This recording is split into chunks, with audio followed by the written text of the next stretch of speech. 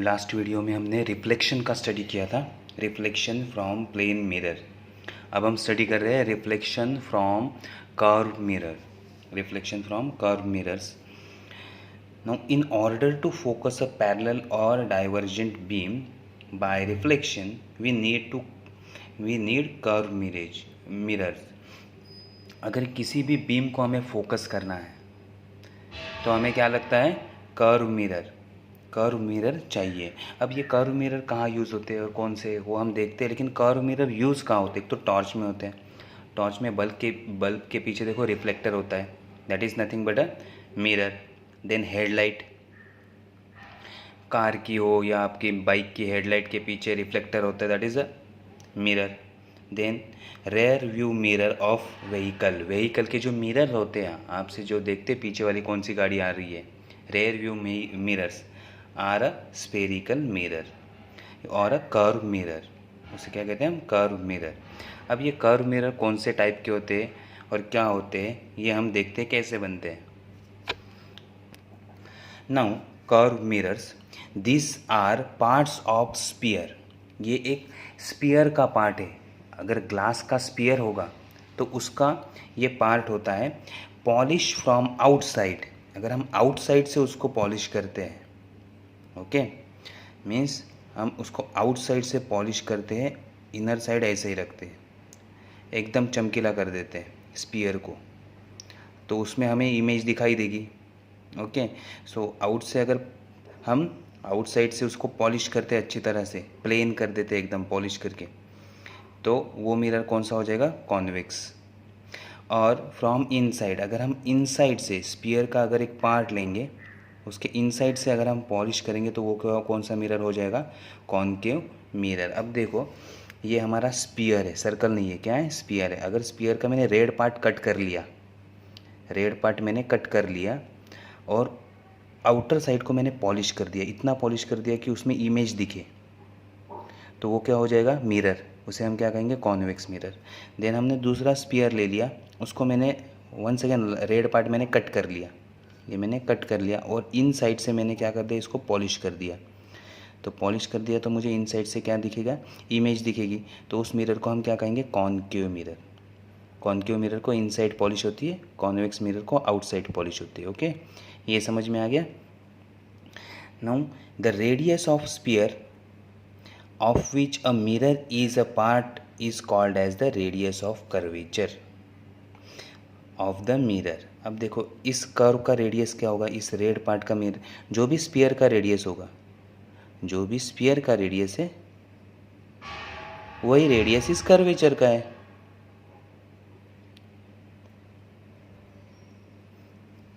इस कर्व का रेडियस भी यही है, स्पीयर का रेडियस भी यही है।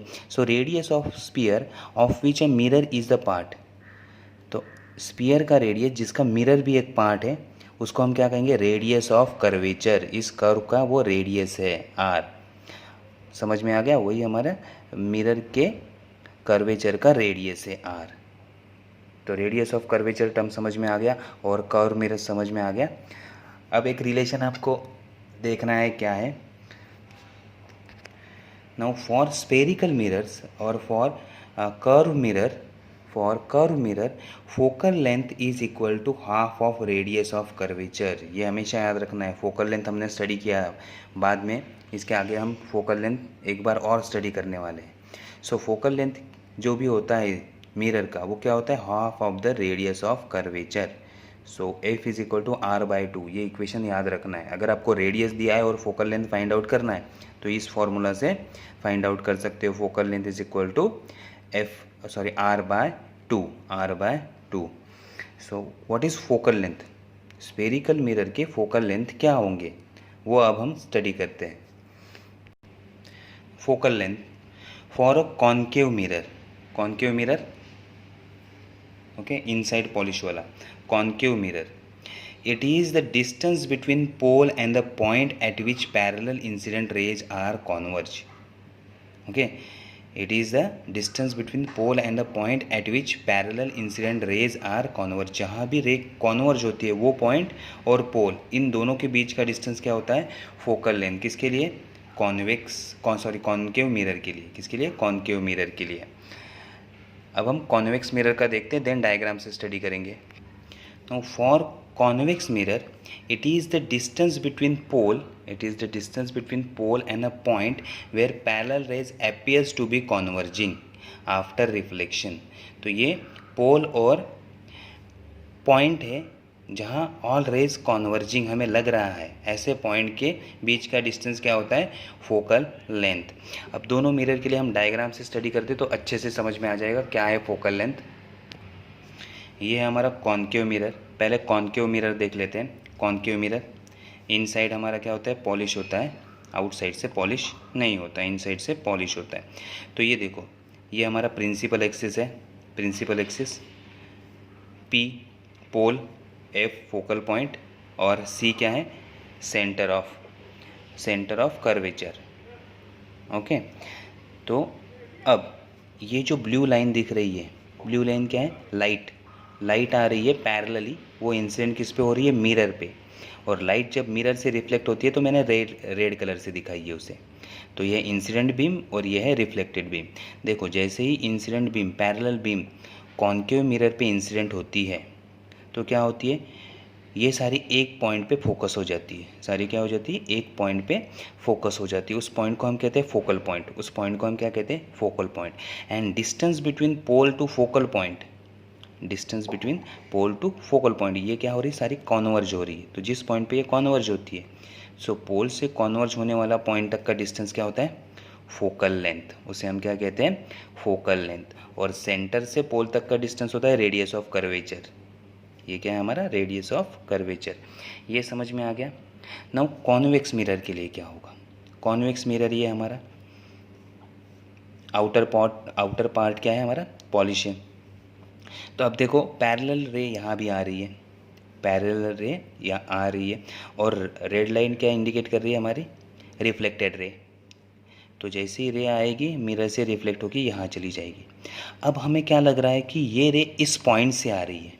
जब हम इस रेज को ऑब्जर्व करेंगे रेड कलर के, तो अब हमें क्या लगेगा कि ये रे ये सिंगल पॉइंट से आ रही है। That single point means appear to be converging. यहाँ से क्या हो रहा है? ये यहाँ से अपीयर हो रही है, ऐसा हमें लग रहा है। तो ये रे यहाँ कॉन्वर्ज हुई थी, ऐसा हमें लग रहा है। तो ये पॉइंट क्या होगा हमारा? This is a focal point. ये क्या होगा हमारा? Focal point. ये हमारा पोल और फोकल पॉइंट के बीच का डिस्टेंस क्या होगा?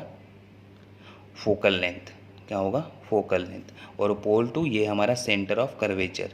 तो सेंटर से पोल तक का डिस्टेंस क्या होगा? रेडियस। ये क्या होगा हमारा? रेडियस। अब एक वीडियो में हमने साइन कन्वेंशन स्टडी किया था। साइन कन्वेंशन याद है? चलो मुझे बताओ, अब यहाँ कॉनकेव मिरर के लिए फोकल लेंथ पॉजिटिव होगा या निगेटिव होगा? बताओ मुझे। और रेडियस ऑफ कर्वेचर पॉजिटिव होगा या निगेटिव होगा? कॉनकेव मिरर के लिए क्या होगा साइन? कमेंट करो जल्दी। ये पॉजिटिव होगा या निगेटिव होगा? फोकल लेंथ पोल से हम मेजर कर रहे हैं यहाँ तक, रेडियस पोल से मेजर कर रहे हैं यहाँ तक, तो ये पॉजिटिव होगा या निगेटिव होगा? कॉनकेव के लिए क्या होगा बताओ, और कॉन्वेक्स के लिए क्या होगा वो भी बताओ। कॉनकेव के लिए पॉजिटिव होगा या कॉन्वेक्स के लिए पॉजिटिव होगा?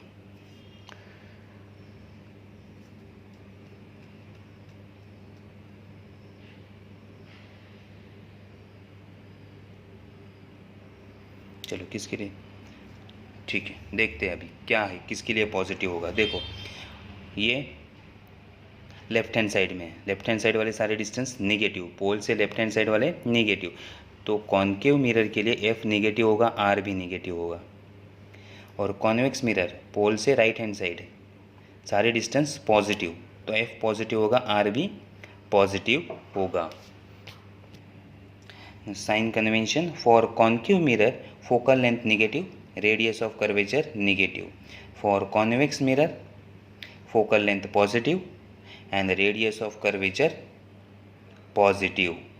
ये समझ में आ गया? तो यहाँ हमें यूज़ करना पड़ता है साइन कन्वेंशन।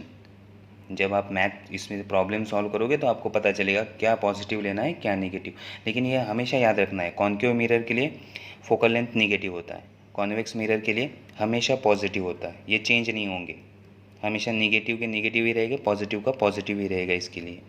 ओके, ये चेंज नहीं होंगे, ऐसे ही रहेंगे ये, मिरर के लिए सेम रहते हैं, कॉन्केव के लिए निगेटिव, कॉन्वेक्स के लिए positive. Okay, now next topic, relation between F you and V, where F is a focal length of mirror, concave mirror और convex mirror, u is the object distance and v is the image distance।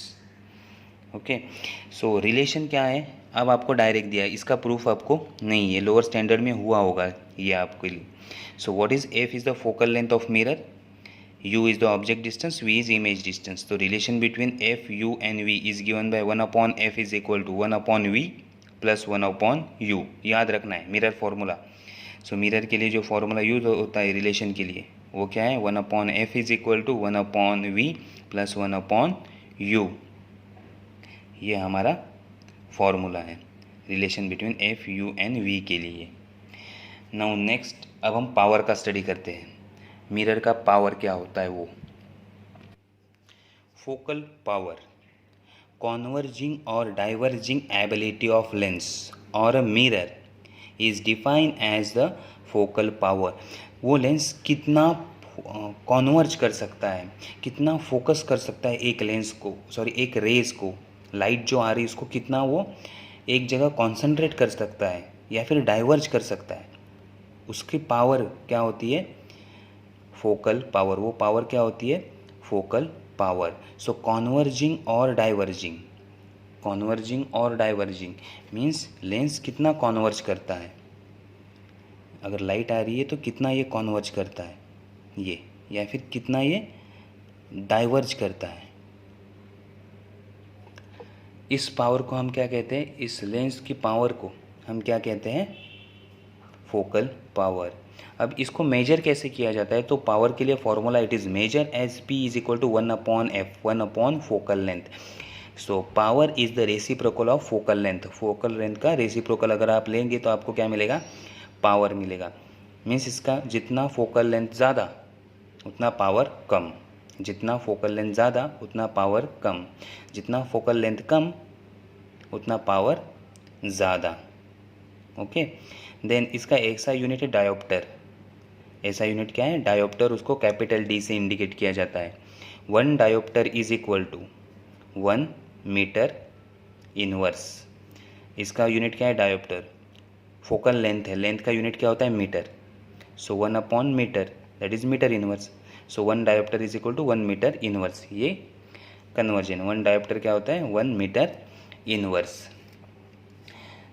अब next topic lateral magnification, next topic lateral magnification.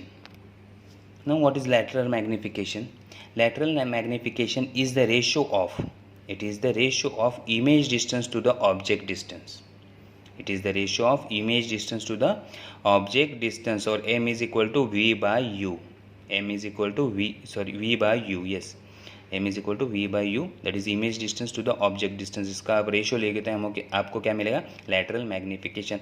और एक formula है, lateral magnification is given by ratio of height of image to the height of object, height of image to the height of object, ये भी क्या होता है, lateral magnification. So m is equal to, याद रखना है तो हाई हो, ये क्या होता है, हाई हो, HI divided by HO, height of image to the height of object. ये दोनों फॉर्मूले यूज़ होते हैं। ओके, इस तरह भी यूज़ होता है, VU इज इक्वल टू HI HO that is equal to M। Means अगर आपको 3 क्वांटिटी दी है, आप एक क्वांटिटी फाइंड आउट कर सकते हो इससे। ओके, तो ये है हमारा लैटरल मैग्निफिकेशन। तो जब जितने भी हमने अभी पॉइंट स्टडी किए, मोस्ट ऑफ पॉइंट आपके लोअर स्टैंडर्ड में हो चुके हैं, इसीलिए इसका एक्सप्लेनेशन ज़्यादा आपको बुक में दिया नहीं गया है। ओके, इतने ही टॉपिक आपको दिए गए हैं, इसको रिकॉल करो, अच्छे से रीड करो बुक से, आपको समझ जाएंगे, ईजी है ये। इसके बाद नेक्स्ट हम डिफेक्ट का स्टडी करने वाले हैं नेक्स्ट वीडियो में। ओके, तो ये टॉपिक आप अच्छे से कर लो, ईजी है, सारे कंसेप्ट, डेफिनेशन है, साइन कन्वेक्शन है, कुछ फॉर्मूला है। ओके, उसको लर्न कर लो अच्छी तरह से। तो यहाँ हम हमारा लेक्चर स्टॉप करते हैं। Okay, thank you.